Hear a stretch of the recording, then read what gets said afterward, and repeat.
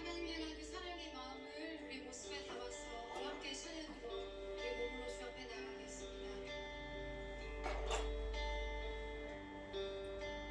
아침이 밝아올 때에 찬양의 마음 주시네. 주를 향한 나의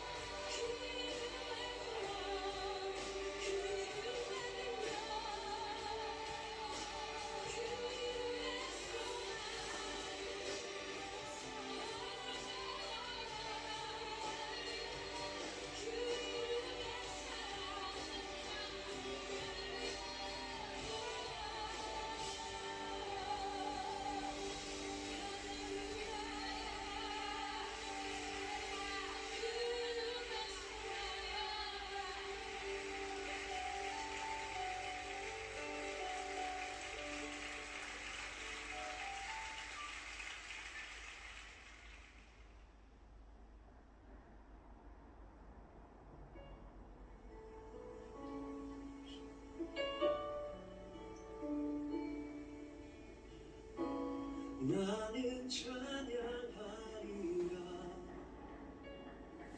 주님 그 이름 찬양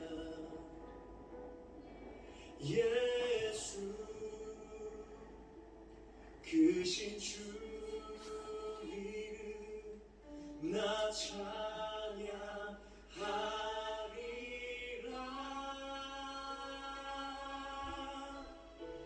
나는 찬양하리라 주님 그 이름 찬양 예수 크신 주 이름 나 찬양하리라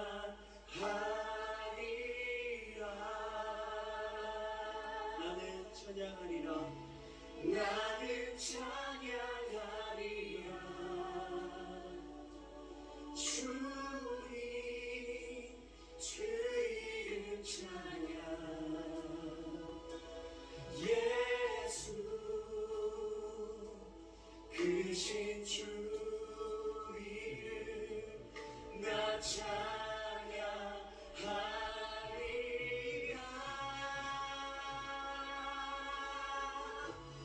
나는 찬양하리라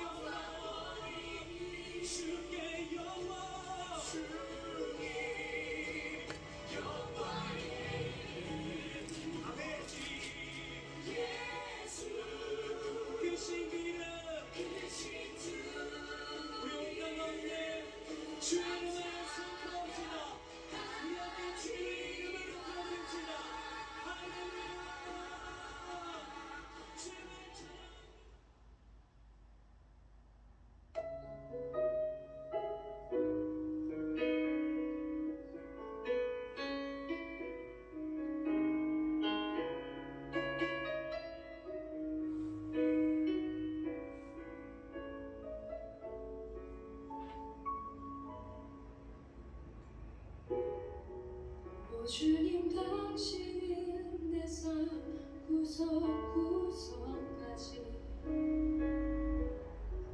감찰하시며 나를 응원하시는 분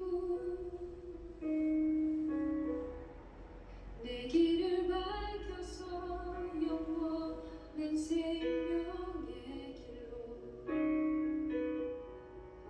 인도하시며 나를 응원하시는 분 그곳 저는 갈등을 겪곤 하지만 항상 결국 당신을 선택합니다. 나의 유일한 고백에 내 삶은 오직 아름다운 당신뿐입니다. 나의 유일한 고백에 내 삶은 오직 아름다운 당신뿐입니다. 나의 예배를 받으소서 홀로 영광을 받으소서 주여 나의 주여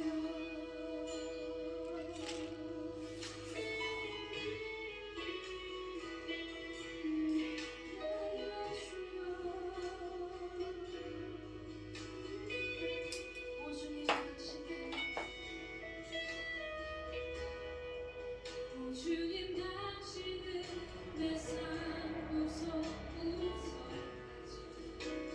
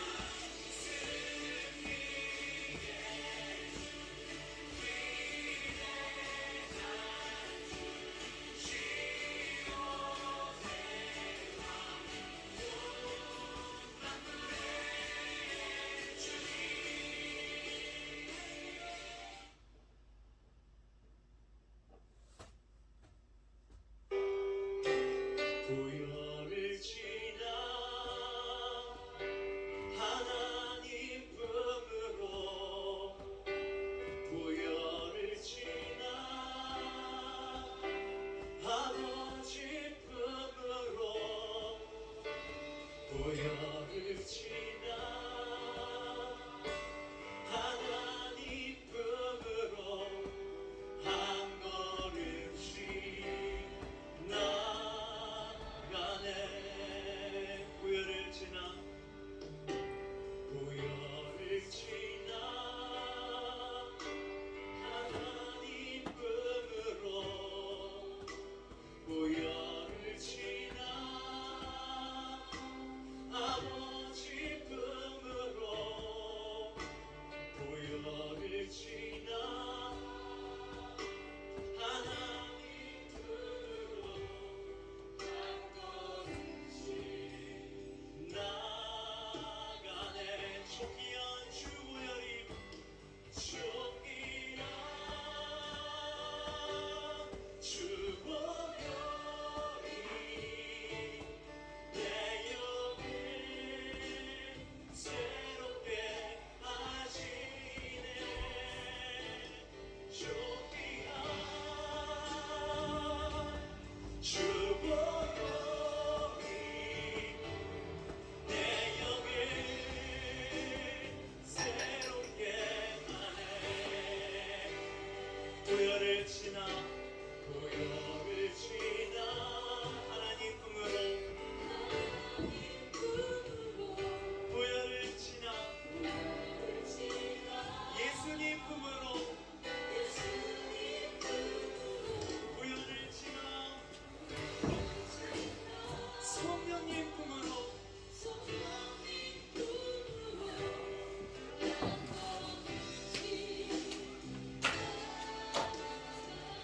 존귀한 주 보혈이 존귀한 주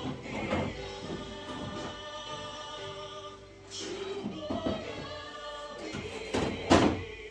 내 영을 새롭게 하시네. 존귀한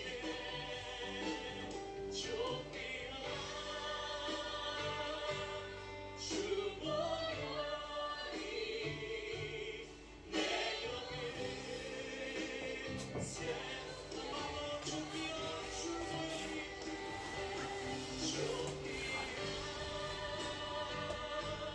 주 보혈이 내 영을 새롭게 하시네. 존귀한 주 보혈이 내 영을 새롭게 하네. 존귀한 주 보혈이 존귀한 주 보혈이 내 영을 새롭게 하시네. 존귀한 주 보혈이 내 영을 새롭게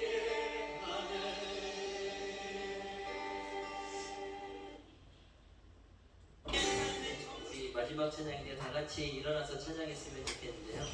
우리가 잘 알고 있는 비전이라는 찬양입니다. 어떻게 보면 자 오늘 예배 가운데 말씀 가운데 참 공평하신 하나님께서 그 공평을 이루시는 것들이 바로 예수 그리스도를 통해서 이루어지신다고 믿습니다. 그래서 오늘 우리가 이 찬양을 함께 믿음으로 선포하며 나갔으면 좋겠습니다.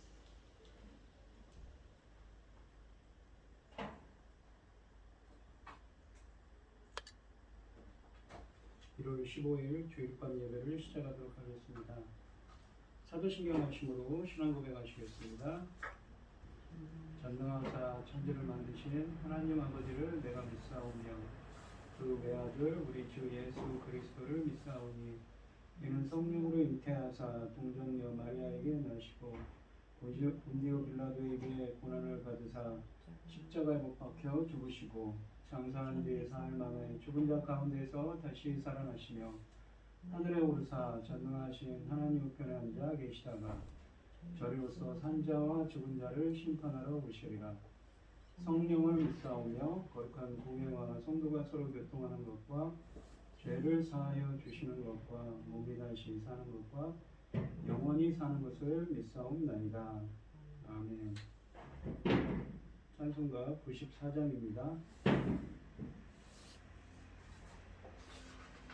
찬송가 94장을 하시고 고현희 집사님 기도해 주셨습니다. 주 예수보다도 귀한 것은 없네. 이 세상 부귀와 바꿀 수 없네. 영축을 내 대신 돌아가신 그 놀라운 사랑 잊지 못해. 세상 즐거움 다 버리고 세상 자랑 다 버렸네. 주 예수보다도 귀한 것은 없네. 예수 밖에는 없네. 주 예수보다도 귀한 것은 없네.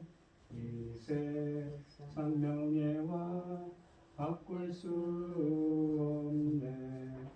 여의 전에 즐기던 세상에도 주 사랑하는 마음 뺏지 못해. 세상 즐거움 다 버리고 세상 자랑 다 버렸네. 주 예수보다도 귀한 것은 없네. 예수 밖에는 없네. 주 예수보다도 귀한 것은 없네. 이 세상 행복과 바꿀 수 없네. 유혹과 핍박이 몰려와도 주 섬기는 내 맘 변치 않아. 세상 즐거움 다 버리고 세상 자랑 다 버렸네. 주 예수보다도 귀한 것은 없네. 예수 밖에는 없네. 여호와는 긍휼이 많으시고 은혜로우시며 노하기를 더디하시고 인자하심이 풍부하시도다. 아멘. 여호와 인자하시는 자기를 경외하는 자에게 영원부터 영원까지 이르며 그의 의는 자손의 자손에 이르리니 곧 그의 언약을 지키고 그의 법도를 기억하여 행하는 자에게로다. 여호와께서 그의 보좌를 하늘에 세우시고 그의 왕권으로 만유를 다스리시도다. 아멘. 천지 만물을 지으신 전능하신 하나님 아버지, 어리석고 보잘것없는 저희들을 아버지의 자녀로 삼으시고 아버지 사랑 가운데 살게 하심을 감사드립니다. 아멘. 어지럽고 복잡한 이 세상을 보고 이 시간 하나님께 예배드릴 수 있도록 인도하셨으니 감사드립니다. 사랑하는 아버지 하나님, 정말 천국 같은 귀한 아버지 하나님, 제사장 나라 사명까지 주신 저희 나라 지켜주시옵소서. 아버지 나라 안팎으로 아버지 하나님 이런 일 저런 일 또 어디서는 전쟁을 일으키고 아버지 하나님 이 추운 날씨에 어떻게 하라고 아버지 하나님 도와주시옵소서. 저희들은 기도하고 있습니다. 아버지 하나님 도와주시옵소서. 아멘. 전능하신 아버지 하나님, 우리는 힘이 없고 연약하여 아무 힘도 되지 못하고 도움도 되지 못해서 마음만 안타깝습니다. 전능하신 아버지 하나님 도와주시옵소서. 그럼에도 불구하고 이 중요한 시대, 열매 거둘 이 시대에 당신의 사랑하는 종 열매 거둘 말씀을 들고 강단에 서주셨으니 정말로 감사합니다. 이 귀한 말씀으로 인하여 아버지 하나님, 하나님께서 기뻐 받으실 열매들이 넉넉히 나오기를 원합니다. 소원합니다. 아버지 하나님께서 정말 왜 아들을 십자가에 못 박혀 죽기까지 하셨습니까? 열매가 목적이 아니었습니까? 이렇게 천금 같은 귀한 열매들을 아버지 하나님께 어서 아버지 말씀으로 인도하여 말씀을 열어서 아버지 그리스도 신부들을 아버지께 드려야 하는 중요한 이 시대입니다. 전능하신 아버지 하나님, 저희는 아버지 힘도 없고 능도 없고 어리석고 그 어떤 것도 아버지 할 수 없습니다만 전능하신 하나님께서는 그 어떤 일이라도 아버지께서 계획 세우신 일은 반드시 이루어서 하나님 기뻐하시는 아버지 하나님, 저희들과 또 저희 나라와 이 천금 같은 귀한 사이게 되기를 원합니다. 사랑하는 내 아버지 거룩하신 하나님, 저희는 결코 낙심하지 않습니다. 천금 같은 귀한 사명 주셨으니 반드시 이루어 주실 줄을 믿고 억만 죄악 가운데에서 이 저희를 구원하여 주신 예수 그리스도 이름으로 기도드리옵나이다. 아멘.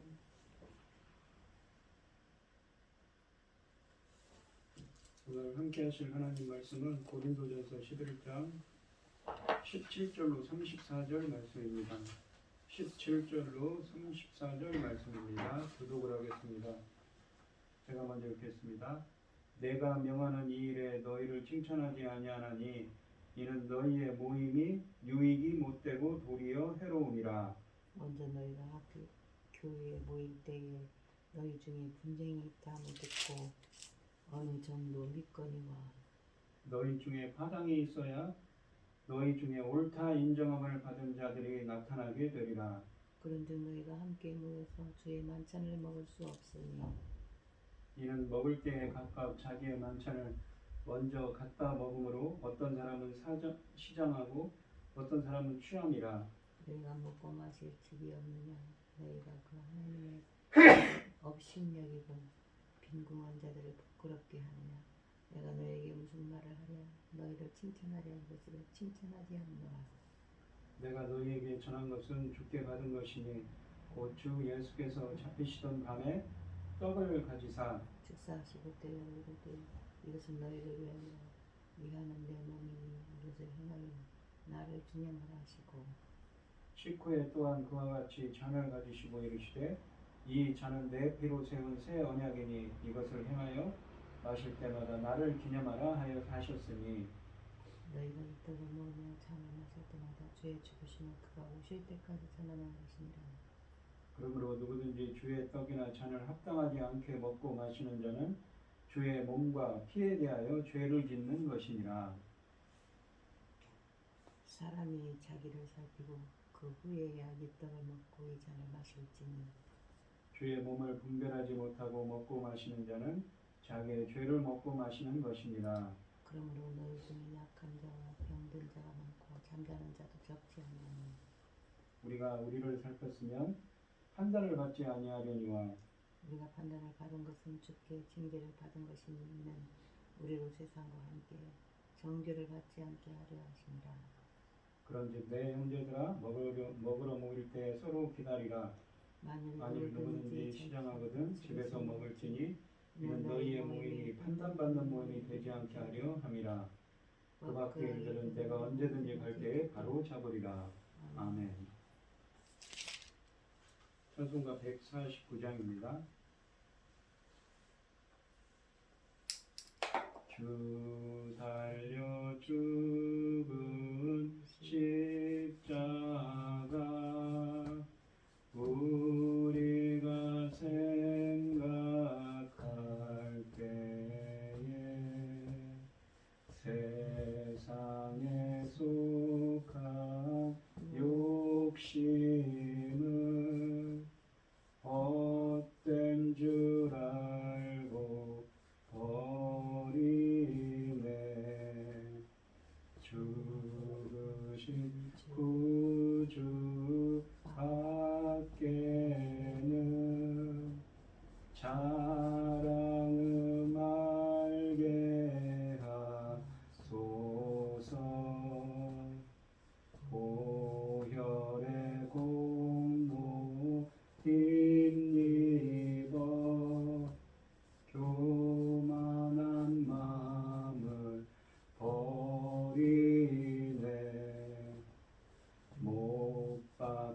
손발 보니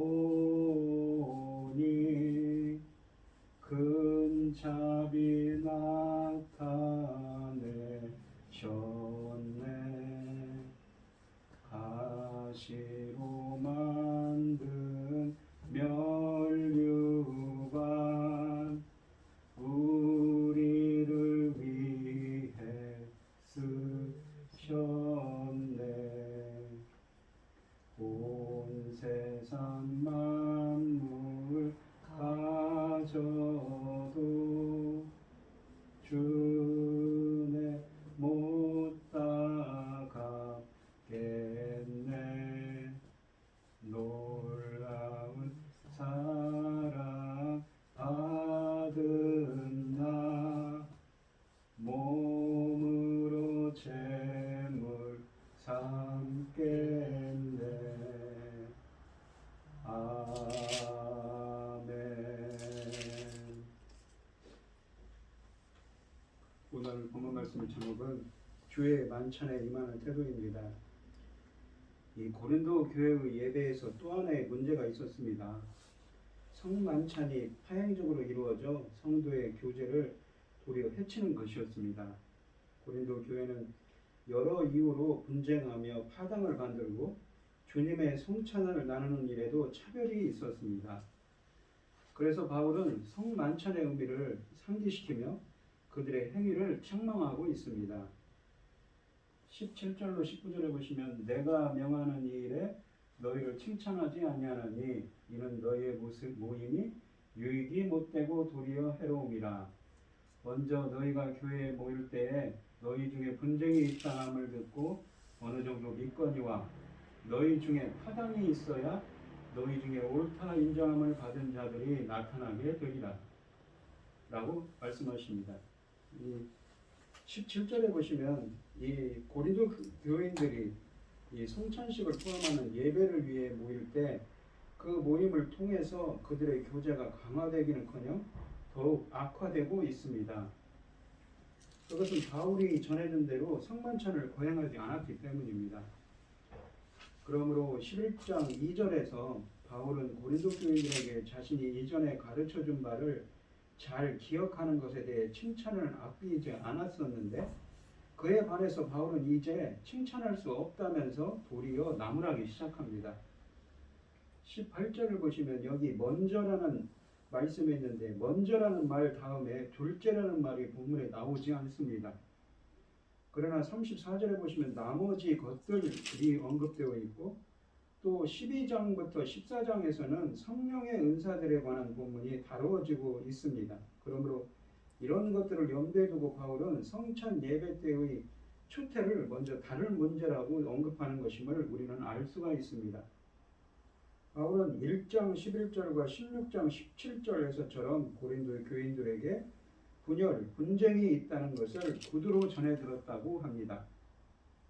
19절의 말씀을 보시면 바울은 18절에 분쟁이라고 지정한 문제를 이제 파당이라고 지칭합니다.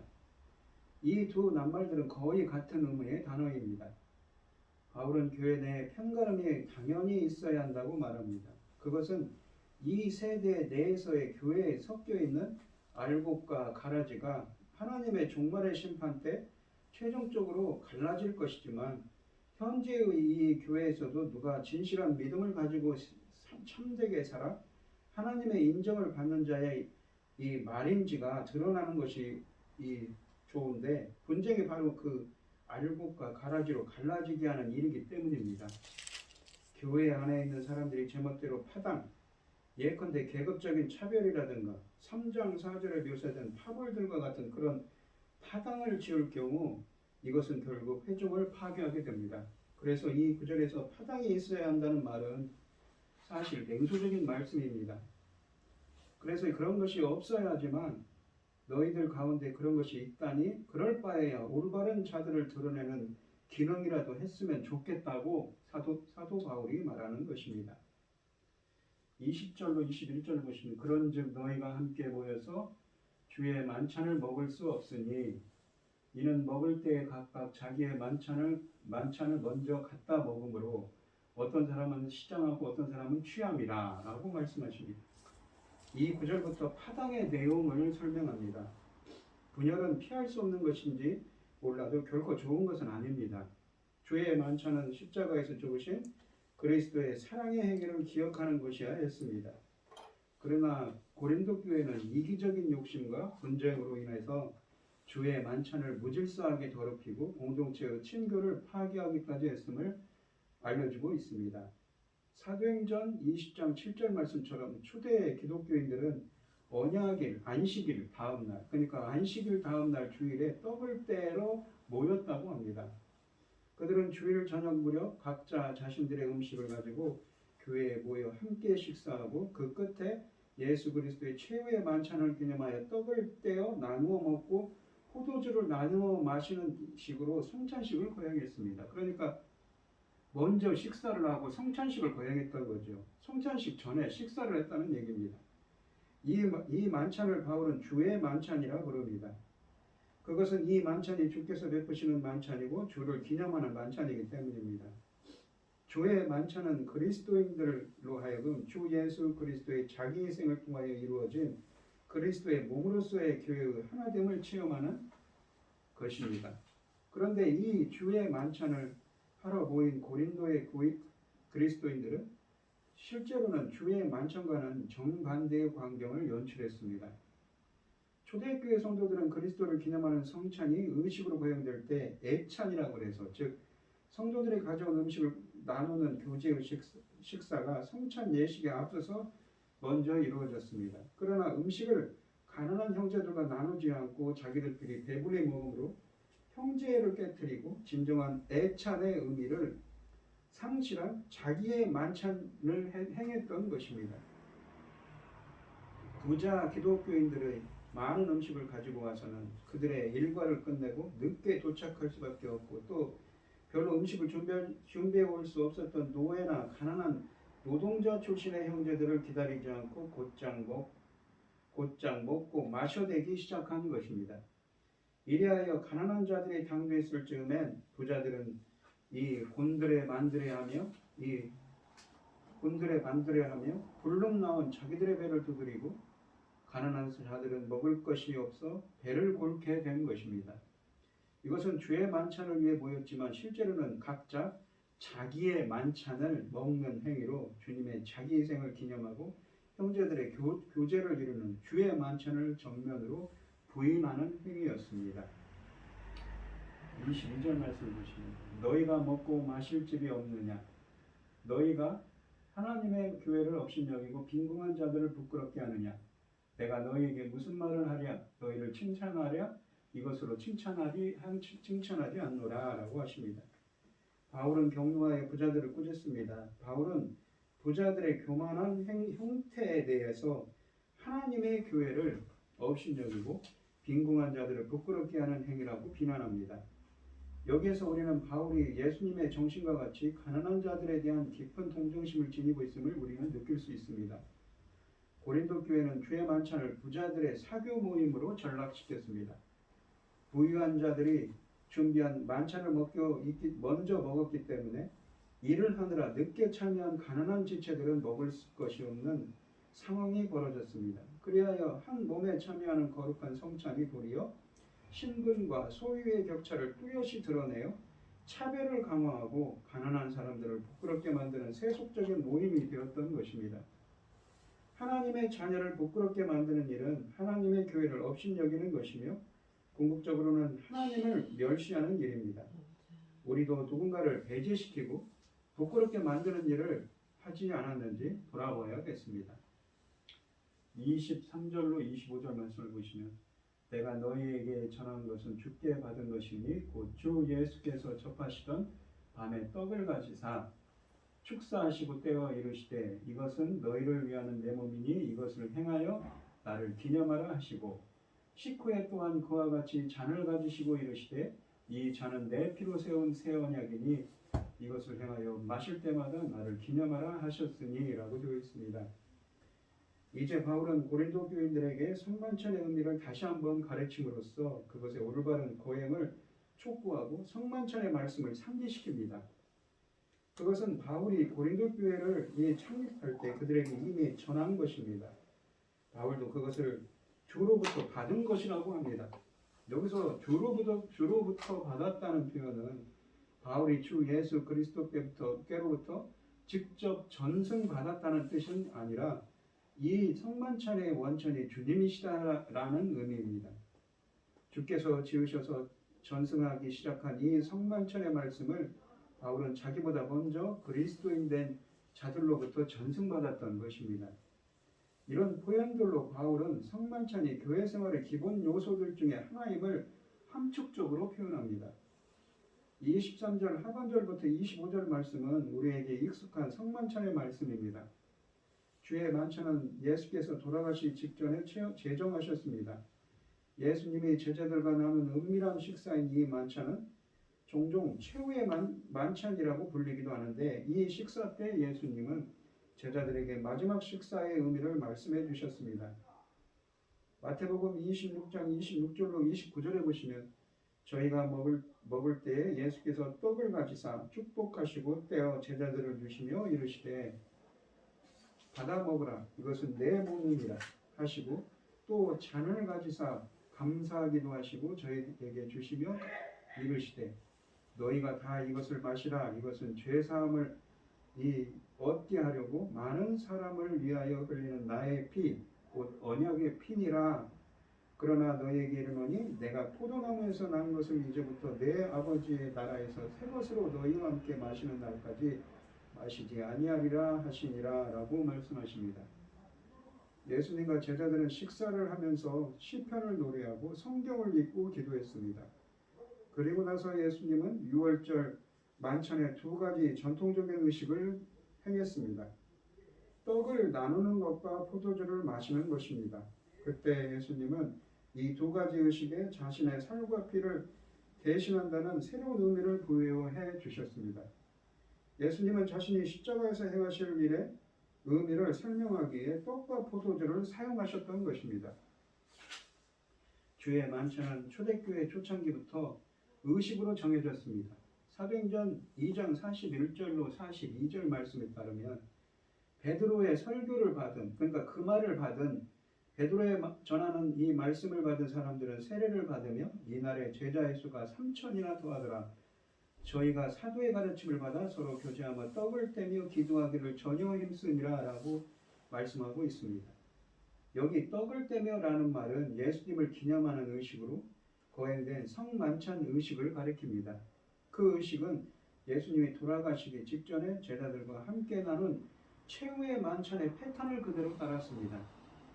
시점은 6월절입니다. 이것은 이스라엘의 첫 구원의 사건인 출애굽 구원을 기념하면서 종말의 출애굽 구원, 그러니까 제2의 출애굽의 재현을 희구하는 절기인 것입니다. 이 순간에 예수님은 자신의 죽음이 바로 그런 출애굽의 구원을 재현하는 종말의 구원의 사건이라고 해석해 준 것입니다. 예수님은 하나님 나라의 복음을 선포하면서 하나님 나라에 들어감을 주로 하나님께서 베푸시는 잔치에 참여함이라고 비유하여 가르치셨습니다. 그리고 그 복음에 응한 사람들에게 종말의 말 하나님 나라의 잔치의 참맛을 보도록 하기 위해서 잔치를 베풀고 먹고 마시는 일을 자주 하셨는데 이 최후의 만찬은 그 잔치들의 마침이요 종말에 완성될 하나님 나라에서의 잔치에 대한 예표로 지어진 것입니다. 예수께서 떡을 가지사 축사하시고 떼어주신 것처럼 또한 그와 같이 잔을 가지시고 만찬을 진행하셨습니다. 여기 잔은 예수님의 피로 세운 새 언약을 상징합니다. 그렇다면 이 새 언약은 무엇인가요? 옛 언약인 그리스도께서 오시기 전에 하나님이 자기 백성들과 맺으신 약속인 그 옛 언약에서는 백성들이 오로지 제사장과 제사제도를 통해서만 하나님께 나아갈 수 있었습니다. 내가 너무 늦었는가 보네. 내가 시작했어요? 우리 삼촌 권사님인 줄 알았어요. 그들이 제물을 가져오사 제사장을 통해 제사를 드리면 하나님이 그 백성들의 죄를 용서하셨습니다. 이런 제사 제도가 시작되었을 때 하나님과 인간 사이에 맺은 계약이 제물의 피로 인증되었습니다. 이스라엘 백성들이 출애굽한 직후에 처음으로 이러한 계약을 맺기 시작했습니다. 그러나 제물의 피 자체가 죄를 완전히 제거하는 것은 아니었습니다. 오직 하나님만 죄를 용서하실 수 있습니다. 따라서 제사는 날마다 그리고 해마다 반복될 수밖에 없습니다. 예수님이 십자가에서 죽으심은 하나님과 인간 사이에 맺어질 새 언약을 예고하였습니다. 이 개념이 모든 신약을 푸는 열쇠입니다. 이런 새 언약 아래 이 예수님이 죄인들을 대신하여 죽으셨습니다. 제물의 피와는 달리 예수님의 보혈은 그분을 믿는 모든 사람들의 죄를 확실히 제거해 주셨습니다. 그리고 예수님의 희생제사는 두 번 다시 반복될 필요가 없습니다. 한마디로 영원토록 유효한 한 번의 완전한 영원한 제사입니다. 우리가 예레미야서 31장 31절로 34절을 보시면 이 새 언약이 옛 언약을 대신했다기보다는 옛 언약이 이 약속한 모든 것을 새 언약이 성취함으로써 옛 언약을 완성했다고 할 수가 있습니다. 이제 백성들은 개인적으로 하나님께 나아가 그분과 교제할 수 있게 되었습니다. 떡을 먹고 잔을 마시는 것은 하나님의 백성들이 자신들을 위해 죽으신 그리스도를 계속 기념하고 그분을 섬기겠다는 자신들의 서약을 새롭게 다짐하는 것을 보여줍니다. 주의 만찬이 죄인들의 구속을 위해 희생 제물로 드려진 예수님의 몸과 피를 기념하는 의식이기 때문에 결코 가볍게 다루어서는 안 됩니다. 그래서 이후에 이 고린도 전서의 나머지 부분들은 성만찬에 대한 바울의 교훈들로 이루어져 있습니다. 26절에 보시면 너희가 이 떡을 먹으며 이 잔을 마실 때마다 주의 죽으심을 그가 오실 때까지 전하는 것이니라 라고 하십니다. 이 성만찬의 기원은 주님께 있습니다. 사람들이 만들어낸 것이 아니라 주님께서 제정하신 것입니다. 성만찬의 목적은 먹고 마시는 데 있지 않고 주님을 기념하는 데 있습니다. 따라서 주의 만찬에 참여하는 것은 단지 종교의식이나 전통을 준수하는 데 그치지 않고 주의 죽으심을 기억하고 주의 재림을 기다리며 주의 구속을 경험하고 전하는 일입니다. 주님이 부활하셨으니 주님의 죽음을 추모하라는 의미는 아닐 것입니다. 주의 만찬은 유월절 왕이신 주님의 죽음으로 새 언약이 체결된 것을 기념하는 것입니다. 부활하신 주님은 그분이 주관하시는 만찬에 우리를 새 언약 백성으로 초대하십니다. 그러므로 주님이 함께 하시는 식탁에서 형제를 배려하지 않고 자기 배만 채우는 일은 주님의 희생을 기념하지 못하는 부끄러운 행동이었던 것입니다. 그래서 사도 바울은 이 고린도 전서를 통해서 고린도 교회를 책망을 하는 것입니다. 성찬식을 앞두고도 그 성찬의 의미를 생각하지 않고 이 십자가에서 죽으시고 부활하신 예수 그리스도의 희생을 생각하지 않고 자기 배만 두드리는 그 어렵고 힘든 성도들을 배려하지 않고 자기만 생각하는 사람들에게 책망의 글을 써서 서신으로 책망을 하고 있는 것입니다. 27절로 28절을 보시면 그러므로 누구든지 주의 떡이나 잔을 합당하지 않게 먹고 마시는 자는 주의 몸과 피에 대하여 죄를 짓는 것이니라. 누구든지 주의 떡이나 잔을 합당하지 않게 먹고 마시는 자는 주의 몸과 피에 대하여 죄를 짓는 것이라고 합니다. 28절에 보시면 사람이 자기를 살피고 그 후에야 이 떡을 먹고 이 잔을 마실지니 라고 하십니다. 엄숙한 성만찬 행사는 진지하게 거행되어야 하며 영적인 준비와 더불어 시행해야 합니다. 바울은 누구든지 주의 떡이나 잔을 합당하지 않게 먹고 마시면 안 된다고 말하고 있는데 이것은 성만찬의 의미를 생각하지 않은 채 무례하게 그 의식에 참여하여 결국 주의 몸을 분별하지 못하는 교인들에게 한 말이었습니다. 그렇게 하는 사람들은 주의 몸과 피를 범하는 죄를 짓는 것이었습니다. 그리스도의 궁극적인 희생의 이 상징들을 불경하게 다루는 것은 죄인들을 대신해서 드려진 그분의 몸과 피에 대해서 불경죄를 짓는 것입니다. 그리스도의 희생을 존중하기는커녕 무례하게 먹는 자들은 그것을 그분을 십자가에 못 박은 자들과 동일한 죄를 짓는 것입니다. 실제로 주의 만찬에 참여할 합당한 자격을 가진 사람은 아무도 없습니다. 모든 신자들은 은혜로 구원받은 죄인들입니다. 그러나 은혜로 구원받았기 때문에 신자들은 구세주께서 그들에게 주신 이 엄숙한 예식을 거행할 수가 있는 것입니다. 그 예식의 본질은 자기 성찰을 요구합니다. 그래서 바울은 신자들에게 자기를 살피라고 하고 있는 것입니다. 구원을 위해 십자가에서 돌아가신 예수님의 희생을 받아들이지 않는 사람들은 누구든지 주의 만찬에 참여해서는 안 됩니다. 뿐만 아니라 술에 취하거나 다른 사람과 다른 사람들 혹은 삶 속에서 죄인 줄 알면서도 죄를 회개하지 않는 사람들도 마찬가지로 성찬에 참여해서는 안 됩니다. 합당하지 않게 성만찬에 참여하는 것은 그것을 통해 이 기념되는 일에 대한 진지한 이해 없이 그리고 주님 앞에서 회개하는 겸손한 마음을 품지 않은 채 성만찬에 참여하는 것을 의미하는 것이라고 합니다. 29절로 30절 말씀을 보시면 주의 몸을 분별하지 못하고 먹고 마시는 자는 자기의 죄를 먹고 마시는 것입니다. 그러므로 너희 중에 약한 자와 병든 자가 많고 잠자는 자도 적지 아니하니 라고 되어 있습니다. 이 문제의 심각함이 이 구절 속에서 잘 드러나 있습니다. 주의 몸을 분별하지 못하고 먹고 마시는 것은 성찬에 참여하면서도 우리의 죄를 위해 희생하신 그리스도의 몸을 경외하지 않는 것을 의미합니다. 고린도 교인들은 두 가지 문제를 안고 있습니다. 첫째는 그들은 이러한 특별한 만찬과 다른 식사를 구별하지 않았습니다. 그러니까 이 서두에서도 나옵니다만 이 애찬이라고 그랬죠. 그러니까 초대교회에서는 성만찬을 하기 전에 애찬이라고 해서 예배를 시작할 때 성만찬 의식인데 예배 때마다 행했습니다. 그러니까 초대교회 때는 성만찬을 예배 때마다 행했습니다. 그런데 성만찬을 하기 전에 애찬이라는 걸 한 겁니다. 애찬이라는 건 성도들끼리 모여서 식사를 한 거죠. 그런데 이러한 특별한 만찬과 다른 식사를 구분하지 않은 겁니다. 그 애찬이라는 걸 하면서도 어떤 부유한 그리스도인들이 자기들만 먹고 마시는 거죠. 근데 딴 사람들이 봤을 때는 조금 어렵고 힘든 경제적으로 힘든 사람들이 또 일을 하다가 늦게 온 사람들이 봤을 때는 거기에 소외되고 거기에 빠질 수밖에 없어서 파당이 생겼던 것을 분열이 생겼던 것입니다.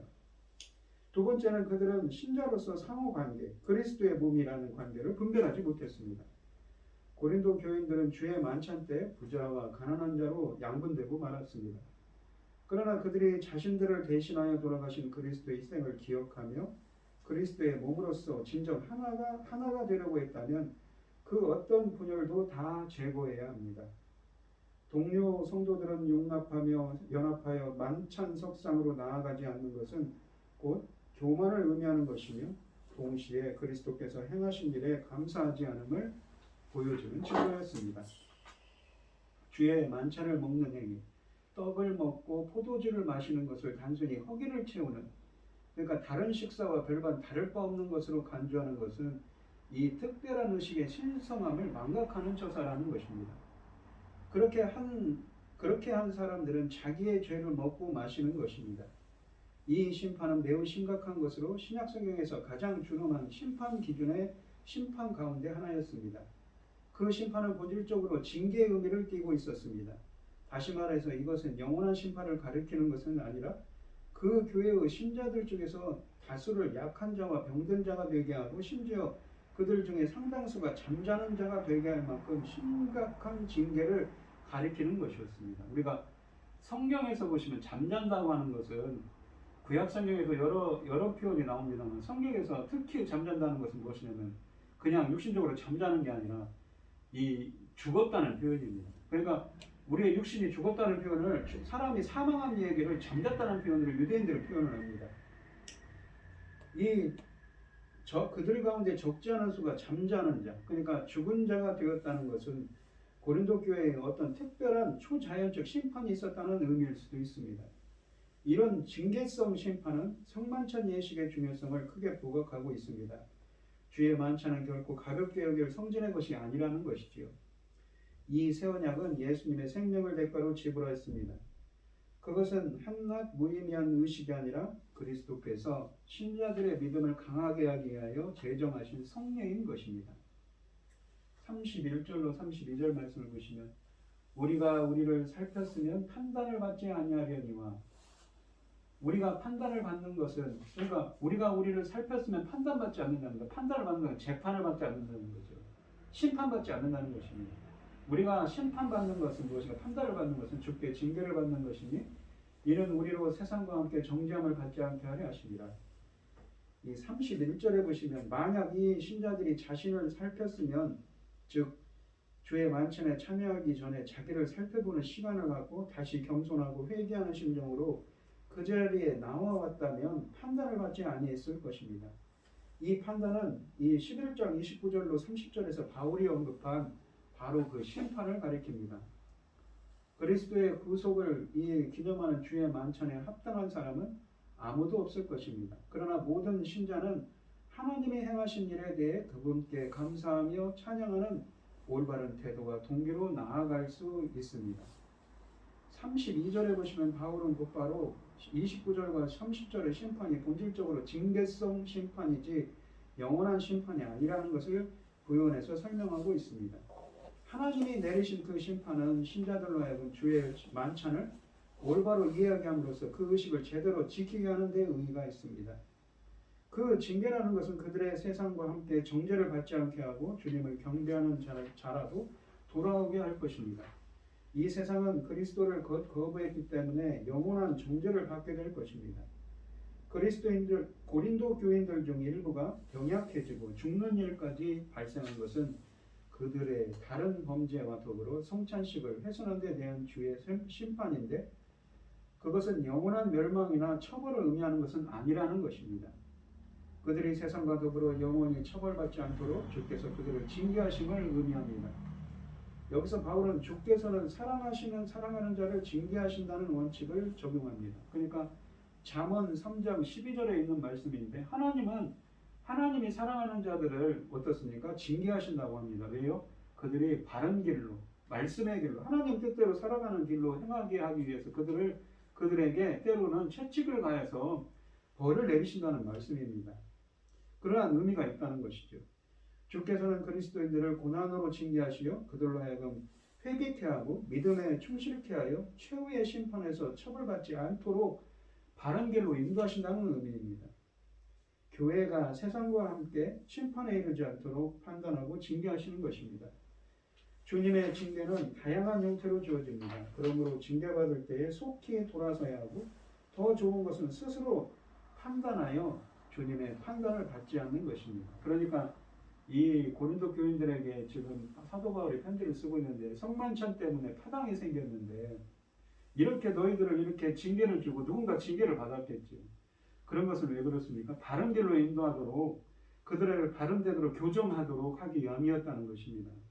영원한 심판을 받지 않도록 그러한 징계를 했다는 의미지요. 이 34절을 보시면 그런즉 내 형제들아 먹으러 모일 때에 서로 기다리라. 만일 누구든지 시장하거든 집에서 먹을지니 이는 너희의 모임이 판단받는 모임이 되지 않게 하려 함이라. 그 밖의 일들은 내가 언제든지 갈 때에 바로 잡으리라 라고 하십니다. 여기서 고린도 교인들의 무분별한 성찬이 어떤 성격이었는지를 짐작할 수 있습니다. 첫째, 이들은 전 교인이 함께 모여 성찬을 하지 않고 도착하는 대로 개별적인 식사를 했습니다. 이는 성찬에서 교제의 중요한 부분을 무시하는 것과 다를 바 없었습니다. 둘째는 고린도 교회의 성찬은 주를 기념하는 것이 아니라 배고픔을 채우기 위한 수단에 지나지 않았습니다. 특히 이들은 애찬을 위해서, 애찬이라는 건 성찬식 전에 교인들이 모여서 식사를 하는 풍습이 있었다고 그랬죠. 애찬을 위해서, 애찬은 성찬과 더불어 시행되었는데 각자의 몫을 가지고 왔으며 여기서 가진 자와 못 가진 자 사이에 많은 갈등이 노출되기도 했습니다. 아무튼 고린도 교인들의 성찬은 단순한 식사에 지나지 않았던 것입니다. 그래서 바울은 부유한 자들을 통해 가난한 자들이 오기 전에 만난 음식을 미리 먹지 말고 그들이 도착하면 서로 음식을 나누어 교제하면서 함께 성찬을 거행하도록 교훈했습니다. 이러한 성찬 예식의 폐단은 그 220년, 그러니까 주후 약 220년경에 카르타고 공회라는 회의를 통해서 폐지되고 애찬은 금지되고 순수한 성찬의식만 남게 됐다고 합니다. 집에서 먹을지니라는 말이 있습니다. 지금 보시면 이 34절에 보면 집에서 먹을지니라고 하죠. 이 말씀은 이는 집에서 이 미리 식사를 하고 와서 만찬 때 배가 고파 먼저 만찬을 먹는 일이 없도록 하라는 말입니다. 그렇지 않고 지금 그들이 행하는 대로 성찬식을 범하면 그들은 축복을 위해서는커녕 심판받으러 오는 것이 되고 만다고 경고하는 것입니다. 바울이 이미 설명했듯이 그릇된 자세로 성찬에 나아오면 오히려 판단받는 모임이 될 수 있습니다. 화합과 감사의 축복된 시간이 분열과 심판을 초래하는 저주의 시간으로 변질된다면 이보다 더 슬픈 일이 어디 있겠습니까? 바울은 고린도 교회가 이런 상황에 처하지 않기를 원했습니다. 그 밖의 일들은 내가 언제든지 갈 때 바로 잡으리라 라고 마지막에 하죠. 그러니까 그 밖의 일들은 내가 언제든지 갈 때, 사도 바울이 지금 고린도에 있지 않거든요. 근데 고린도에 갈 때에 바로 잡을 거다라고 하는 거죠. 바로 잡으리라 이 말씀의 의미는 이 16장 5절에 의하면 나머지 다른 문제들은 바울이 계획하고 있는 고린도 방문 때 구두로 모두 바로 잡을 것이라는 말입니다. 이 말은 고린도인들의 예배에 여기서 다룬 두 문제들, 여자들의, 그러니까 지난 시간에는 여자들의 복장 문제에 대해서 얘기했죠. 이렇게 수건을 쓰고 도건을 쓰고 예배를 드려야 되는데 그러지 않은 것에 대한 문제와 오늘 말씀에서 나오는 성만찬의 올바른 거행에 대한 문제들, 그러한 문제들 외에 더 많은 문제들이 있었음을 암시하는 것입니다. 그 많은 문제들 중 이 문제들이 가장 심각하기에 여기 다룬 것 같습니다. 그래서 바울은 고린도를 직접 방문해서 이 질문들에 대해 신자들과 대화를 나누기로 했다는 것이지요. 이 몸을 분별하지 못하는 이들의 성찬은 죄가 될 수 있습니다. 주의 만찬을 개인 만찬 정도로 여기고 가난한 사람을 소외시키는 일은 주의 몸인 교회와 주님의 죽으심과 성찬의 의미를 분별하지 못한 악한 행동인 것입니다. 그들은 성찬에 참여하는 것이 아니라 죄를 먹고 마실 따름입니다. 자기를 살피라는 28절의 말씀은 이런 분별이 있는지, 그리고 그 분별을 따라 합당하게 성찬에 참여하는지 살펴보라는 말씀입니다. 바른 지식이 없을 때 우리의 예배, 성찬, 기도, 전도도 본뜻을 잃고 왜곡될 수가 있는 것이지요. 우리도 어떻습니까? 오늘 본문 말씀을 보시면 사도 바울이 이 성찬식에 대한 이야기를 하고 있습니다. 참 말도 많고 탈도 많은 고린도 교회지요. 고린도 교회는 파당이 있고 또 여러 문제들이 있습니다. 여러 문제로 다툼이 심했습니다. 본문에서는 성만찬 때문에, 정확히 말하면 이 성만찬 전에 있는 애찬이라고 그랬지요. 그러니까 그 당시 초대교회 성도들은 예배를 드릴 때 성만찬을 계속 행했다고 합니다.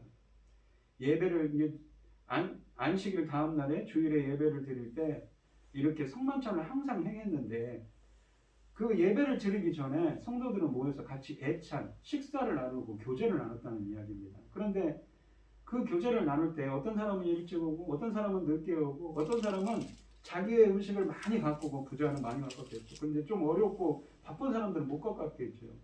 그것 때문에 성도들 사이에 다툼이 일어나고 파당이 일어났던 것입니다. 그런데 사도 바울은 그러죠. 이 성만찬의 의미가 무엇이냐? 바로 십자가에 죽으신 예수 그리스도께서 친히 제정하신 거고 예수 그리스도의 그 십자가의 희생을 기념하라고 주신 것입니다. 이렇게 경건하고 이러한 그런 성스러운 예식인데 이런 예식에 앞서서 정말 그런 다툼이 있다면 그것이 덕이 되지 않을 거라는 얘기죠. 그러면서도 무슨 말씀을 합니까? 죽은 자들이 있다라는 말을 하죠. 병든 자들이 있다는 것이죠. 하지만 누군가에게 또한 징계를 내렸다는 말을 합니다. 왜 그렇습니까? 바른 길로 돌아오게 하기 위해서라고 하는 것이죠. 그래서 이 징계를 내린 자들에게 왜 이렇게 징계를 내렸는가? 자기의 의견을, 이런 신학적인 의견을 피력하기 위해서 이 서신을 쓴 의미도 있는 것입니다. 우리도 주님이 지신 십자가에 참여하는 기분으로 항상 우리도 예배와 성찬에 참여하는 그 예수 그리스도의 십자가의 그 대속을 다시 한번 생각하면서 우리도 하나님 나라의 백성으로서 하나님의 나라의 백성으로서 본분을 다하는 여러분들이 되시기를 축원드리겠습니다. 기도하겠습니다. 하나님 아버지 감사합니다. 고린도 교회에 보내는 편지에서 성만찬 때문에 이렇게 파당이 생기고 분열이 생겼습니다. 성만찬이 무엇입니까? 바로 예수 그리스도의 십자가에서 죽으시고 부활하신 예수 그리스도의 그 숭고한 희생을 기념하는 것입니다. 우리의 모든 죄를 사하기 위해서 오신 주님의 그 뜻을 기리고 십자가의 의미를 되새기는 날입니다. 그런데도 이 고린도 교회 성도들은 그러한 의미보다는 나 자신만 생각하고 다툼이 일어나고 하당이 일어나고 분열이 일어났습니다. 우리들은 다시 한번 하나님의 그 예수 그리스도의 십자가에서 죽으시고 부활하신 숭고하신 그러한 뜻을 되새기며 우리들은 하나님의 뜻을 받들어서 하나님 나라의 백성으로서 그 본분을 잃지 않도록 붙들어 주시고 함께하여 주시옵소서. 이 모든 말씀 거룩하신 예수님 이름으로 기도합니다. 아멘. 찬송가 89장입니다. 샤론의 꽃 예수 나의 마음에 거룩하고 아름답게 피소서. 내 생명이 참 사랑의 향기로 간대마다 풍겨나게 하소서. 예수 샤론의 꽃 나의 맘의 사랑으로 피소서. 샤론의 꽃 예수 이 세상에서 어느 꽃과 비교할 수 있으랴. 나의 삶의 한결같은 은혜와 사랑으로 가득하게 하소서. 예수 샤론의 꽃 나의 맘의 사랑으로 피소서. 샤론의 꽃 예수 모든 질병을 아니 없는 능력으로 가득해 고통하며 근심하는 자에게 크신 힘과 소망 내려주소서. 예수 샤론의 꽃 나의 맘의 사랑으로 피소서. 샤론의 꽃 예수 길이 피소서. 주의 영광이 땅 위에 가득해 전하는 주님 앞에 엎드려 경배하며 영원 돌릴 때까지. 예수 샤론의 꽃 나의 맘의 사랑으로 피소서. 아멘. 축도하심으로 오늘 예배를 마치겠습니다. 이제는 주 예수 그리스도의 은혜와 하나님의 극진하신 사랑과 성령의 교통하심이 성도들 머리머리 위에 이제로부터 영원히 함께 있을지어다. 아멘.